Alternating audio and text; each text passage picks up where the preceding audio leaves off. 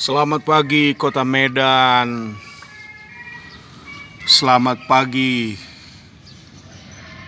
negeriku. Selamat pagi sahabat. Selamat pagi.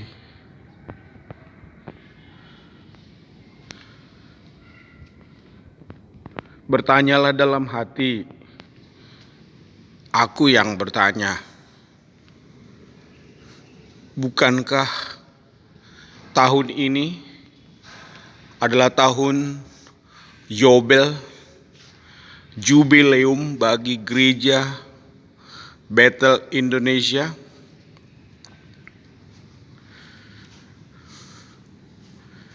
Tapi kini apa arti jubileum itu?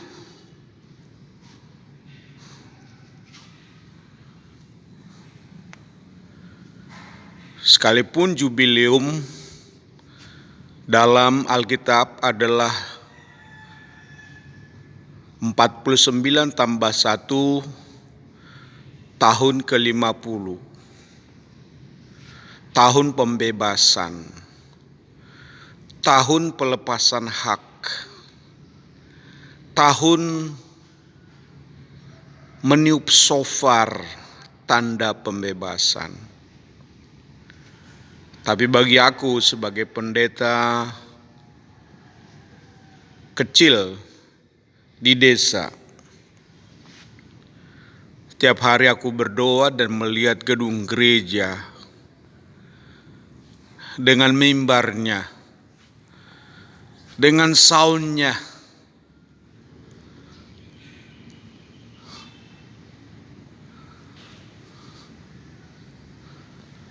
yang biasanya sekian manusia datang tiap hari Minggu dalam beberapa sesi ibadah, dan dari mimbar firman disampaikan.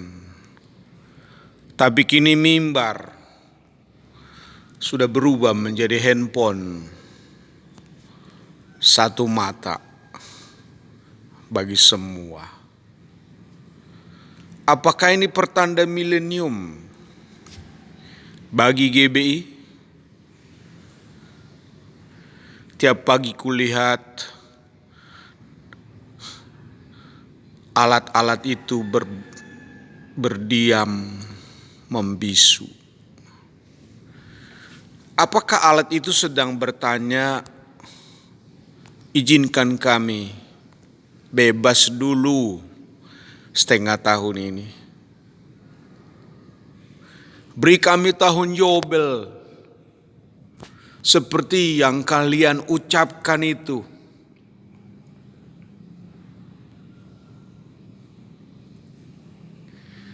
Apakah kursi-kursi ini juga sedang bertanya, selama ini kami capek?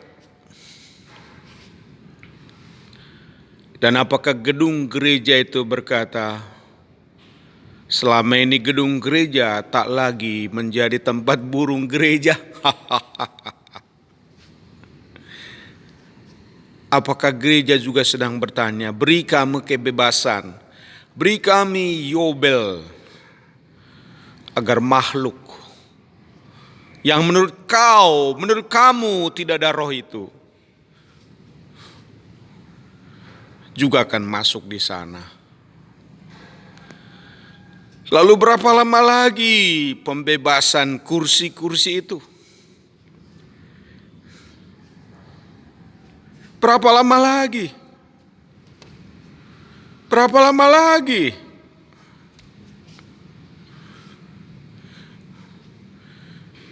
Kadang aku tertunduk dan merenung. Seolah kalbu berbisik dan berkata, Yafet, bukan hanya kau yang mengalami. Ini pandemik, tahu? Sama itu, kecil, besar, mega, dan 12 orang anggota menurut tata gereja kalian sama saja masalahnya, sama saja keluhannya, sama saja getirnya. Lalu bagaimana dong? Apa yang harus dikerjakan? Betul, kemarin kan kau sudah bilang, ini adalah new normal. Tahun 19 petang, 2020 malam, berharaplah 2021 abad 21 akan datang era baru. Era baru, keterbukaan baru. Era baru, dampak baru. Era baru, outlook yang baru, harapan, tampilan yang baru. Shh. Jangan ubah gedung gereja jadi museum ya. Shh. Jangan ubah gedung gereja jadi hotel ya. Tapi bagaimana kalau tidak ada orang datang? Para ilmuwan kan berkata bahwa dimulai dari pikiran. Lalu akhirnya nanti karakter. Dan sebelum karakter itu adalah kebiasaan. Kebiasaan yang berulang-ulang itu akan berkarakter. Bagaimana dengan kebiasaan orang yang beberapa bulan ini sudah di rumah dan hanya menonton, mendengar, yang kadang-kadang tanpa lihat wajah. Mereka bersembunyi di rumah-rumah itu. Seorang sahabatku di Siantar, dia sudah hijrah dari Manado melayani di Siantar. Ketika aku tanya bagaimana pelayanan bro, dia berkata, 2 minggu lalu kami mulai buka. Tapi bro, orang pun enggan datang. Orang pun ketakutan datang. Orang pun sudah mulai tidak datang.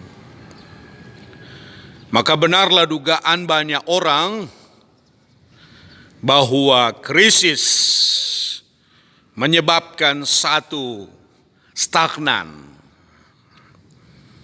Krisis menyebabkan kedua, mundur.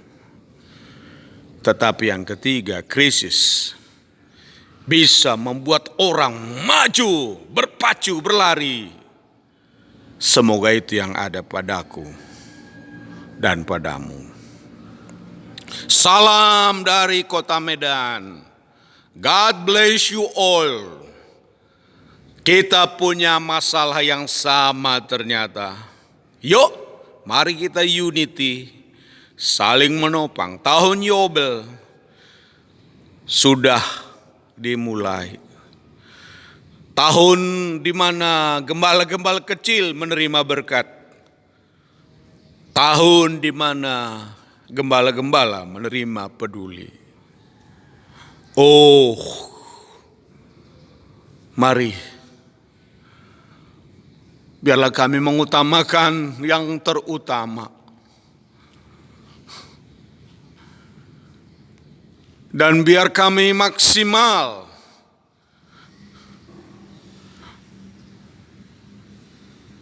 digembalakan oleh Tuhan.